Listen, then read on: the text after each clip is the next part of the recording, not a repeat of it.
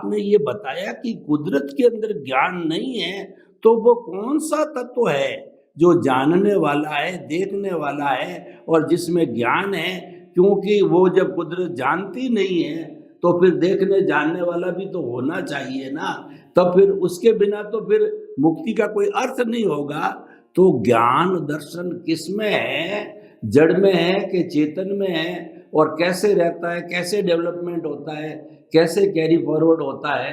इसको भी कृपया हमारे मुमुक्षु जिज्ञासु महात्मा लोगों के लिए जो साधना का मूल उपक्रम है वो कृपया बताइए।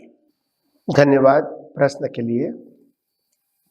सबसे बड़ी बात यह है कि ज्ञान दर्शन 6 सनातन तत्वों में आत्मा का ही गुण है, बाकी 5 तत्वों में ज्ञान दर्शन का गुण नहीं है, वो मैकेनिकल है।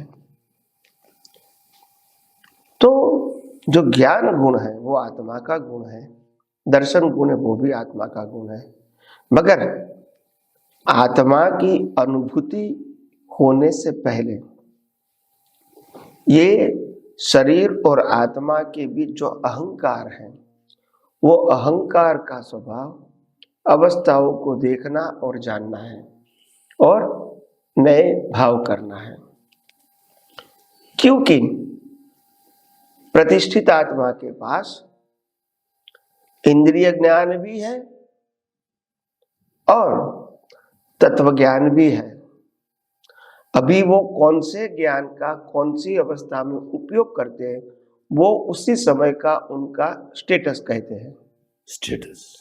अभी मैं मिथ्या ज्ञान मिथ्या दर्शन का उपयोग करूंगा तो मेरा स्टेटस रहेगा रिलेटिव सत्य का, चाहे पुण्य है चाहे पाप है। और अगर मैं सम्यक ज्ञान सम्यक दर्शन का उपयोग करूंगा ये अवस्था में, तो मेरा स्टेटस रहेगा कि मैं आत्मा की ओर आगे बढ़ रहा हूं और रिलेटिव सत्य रूपी अज्ञान को मिटा रहा हूं। तो ये आंतरिक इंटरनल प्रोसेस है और ये जो प्रोसेस है बहुत बड़ी है और आप इसको कितना जान सकते हैं, समझ सकते हैं, क्योंकि ये जो ब्रह्मांड की जो प्रोसेस है इतनी सूक्ष्माति सूक्ष्म है कि जो केवल दर्शन के बिना समझ नहीं सकते हैं और केवल ज्ञान के बिना देख नहीं सकते। तो पहले हमको समझना बहुत जरूरी है और ये प्रक्रिया जो चल रही है वो आपको विजन से दिखनी चाहिए। ये नॉलेज या मेमोरी नहीं है, ये साइंटिफिक प्रोसेस दिखनी चाहिए। एग्जाम्पल, जैसे एक अज्ञानी है, अज्ञानी 2 व्यक्ति को देखता है, एक व्यक्ति अच्छा काम करता है, एक व्यक्ति बुरा काम करता है।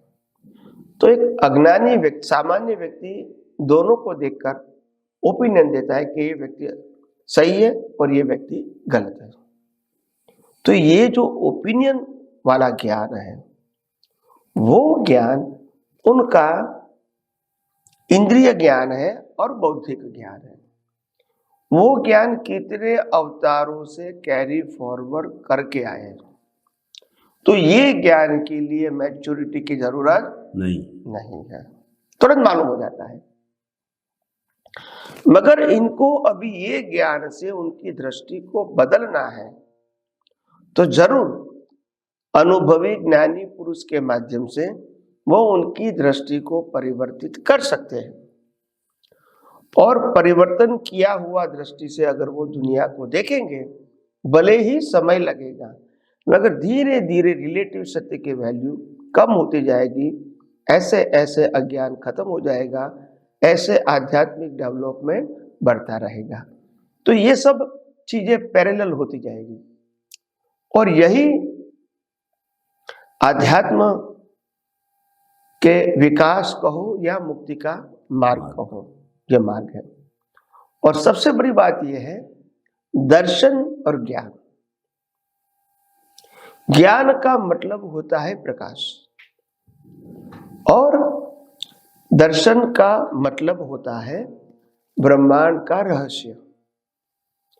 तो पहले ब्रह्मांड का रहस्य जानोगे तो ही ज्ञान का अनुभव होगा। ज्ञान है आत्मज्ञान का। बिना ब्रह्मांड का रहस्य जाने आत्मा का अनुभव नहीं हो सकता है। तो आत्मा की अनुभूति के लिए ब्रह्मांड का रहस्य जैसे जैसे जानोगे, ऐसे ऐसे आपके लिए यानी आत्मा के लिए ब्रह्मांड की वैल्यू 0 हो जाएगी, क्योंकि ब्रह्मांड की एक भी अवस्था आत्मा के लिए नहीं है, शरीर के लिए है, और शरीर भी ब्रह्मांड का ही हिस्सा है।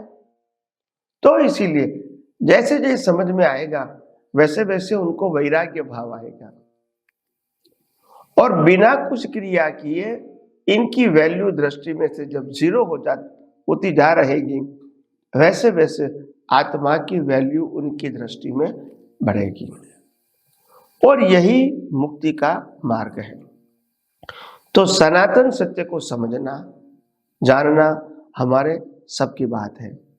तो इसीलिए हमने कहा कि हम आगे आगे भी ये एपिसोड में बहुत सारी बातें सनातन सत्य के बारे में और कुदरती कानून के बारे में बताते रहेंगे।